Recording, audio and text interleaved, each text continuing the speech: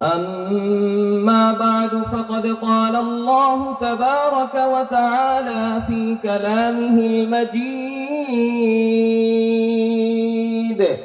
وفي فرقانه الحميد. أعوذ بالله من الشيطان الرجيم. بسم الله الرحمن الرحيم. يا أيها الذين آمنوا توبوا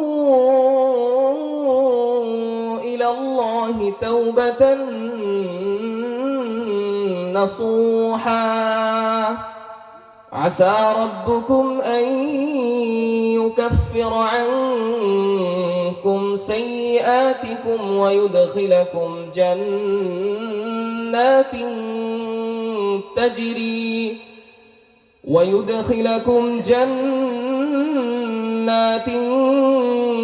تجري من تحتها الأنهار. وعن عبد الله بن مسعود رضي الله تعالى عنهم قال رسول الله صلى الله عليه وسلم: التائب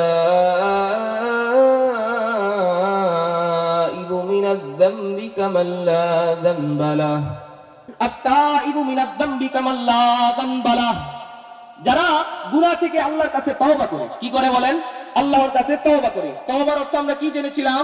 আল্লাহর দিকে ফিরে আসা, নিজের কৃত গুনাহগুলো থেকে মুক্ত হয়ে আল্লাহর দিকে ফিরে আসার নামই কি? তওবা। কথা বুঝছেন? তো নবীজি সাল্লাল্লাহু আলাইহি ওয়াসাল্লাম বলেন, যারা গুনাহ থেকে আল্লাহর কাছে তওবা করে আল্লাহর দিকে ফিরে আসে, সে কেমন হয়ে যায়? কামাল্লা যানবালা, কেমন যেন তার গুনাহে থাকে না। সুবহানাল্লাহ। একটা বাচ্চা তার মায়ের গর্ভ থেকে সদ্য জন্মগ্রহণ করার পরে সে যেমন মাসুম থাকে, নিষ্পাপ থাকে। কি থাকে বলেন? তার কোনো গুনাহ থাকে? গুনাহ থাকে না। সে যেমন মাসুম থাকে, নিষ্পাপ থাকে। রাসূল বলেন, কামাল্লা যানবালা, কেউ যদি নিজের কৃত গুনাহের জন্য 90 বছরের গুনাহের জন্য সে যদি আসমান পরিবার গুনাহের জন্য আল্লাহর কাছে তওবা করে আল্লাহর দিকে ফিরে আসে, গুনাহ কোনোদিন না করে, নবীজি সাল্লাল্লাহু আলাইহি ওয়াসাল্লাম বলেন, কামাল্লা যানবালা, সে ওই সদ্য জন্মগ্রহণ করা মাসুম নিষ্পাপ শিশুর মতো নিষ্পাপ হয়ে যায়। সুবহানাল্লাহ। কথা বুঝছেন? তাহলে তওবা করার দরকার আছে না নাই? কারা কারা তওবা করবেন ইনশাআল্লাহ? হ্যাঁ, আল্লাহ আমাদের সবাইকে নিজের কৃত গুনাহের জন্য তওবা করার তৌফিক দান করেন। সকলে বলেন আমিন। দেখেন ভাই, আমরা গুনাহ করব, এটাই স্বাভাবিক। মানুষ মাত্রই কি হয়ে যায়? ভুল হয়ে যায়। ইবনে মাজার পরের হাদিস 4251 নম্বর হাদিস। নবীজির সাহাবী হযরতে আনাস ইবনে মালিক, নাম কি বলেন? আনাস ইবনে মালিক। তিনি কেমন সাহাবী ছিলেন জানেন?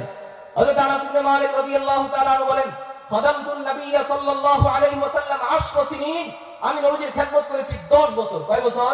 10 বছর খেদমত করেছি। দেখেন নবীজির চারিত্র মাধুরী কেমন ছিল। নবীজি সাল্লাল্লাহু আলাইহি ওয়াসাল্লামকে উদ্দেশ্য করে তিনি বলেন, ফামা ক্বালানি উফফুন, 10